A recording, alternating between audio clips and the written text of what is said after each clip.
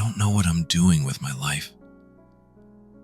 That was the only sentence 22-year-old Maya Thompson could write in her journal. One sentence, repeated over and over again like a broken record. She had a college degree, a decent job, and supportive parents. On paper, everything looked fine, but inside she was drowning in confusion. Nothing made sense anymore. Seattle's gray skies had a strange way of mirroring Maya's mind. Clouded, restless, lost. Every day she took the same train, wore the same expression, and asked herself the same haunting question. Is this really all there is to life? Maya had once been full of fire. In high school, she painted, wrote poetry, and dreamed of starting her own creative studio. But somewhere between exams, expectations, and doing what's safe, she had shelved her dreams and followed a path that felt more like a checklist than a life. One Sunday afternoon, while cleaning out old boxes in the garage, she found something that stopped her cold, a dusty sketchbook labeled Maya's Dreams 2016. Page after page revealed her younger self's vision board, drawings of an art cafe, motivational quotes, doodles of her future apartment, each filled with bold colors and wild hope. She smiled, then cried. When did I stop dreaming? That night, Maya couldn't sleep. Her chest felt heavy with unspoken regrets. She opened her journal and wrote, this time not to rant, but to ask, what if I tried again? The next morning, she made one small change. Instead of scrolling through her phone on the train, she pulled out that old sketchbook.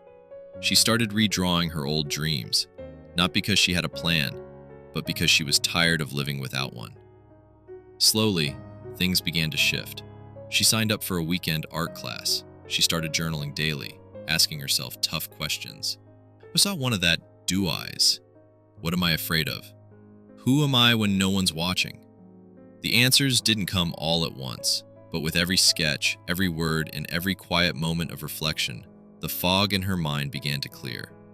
One evening, after class, her teacher, an elderly artist named Carol, pulled her aside and said, "You don't need to figure out your entire life, Maya. Just follow what feels alive." Those words hit deep. That week, Maya did something bold. She started a blog called Clarity in Chaos. She wrote about her journey, not as an expert, but as a fellow wanderer searching for light in the dark. To her surprise, people began to read. One girl messaged, "Your story feels like mine. I thought I was the only one feeling lost." That's when it clicked. Maya wasn't alone. None of us are. Everyone's looking for meaning, for purpose, for clarity. Maya kept going, writing, drawing, sharing. She didn't quit her job overnight, but she made space for her soul. Little by little, she began to feel like herself again. A year later, she gave her first TEDx talk. Confusion is not a curse, it's a compass. She stood on stage not as someone who had everything figured out, but as someone who had dared to stop pretending and start listening. And moral? Clarity doesn't come in one loud moment, it comes in quiet steps. Confusion isn't a sign of failure, it's a start of self-discovery. You don't need all the answers today, you just need the courage to ask the right question.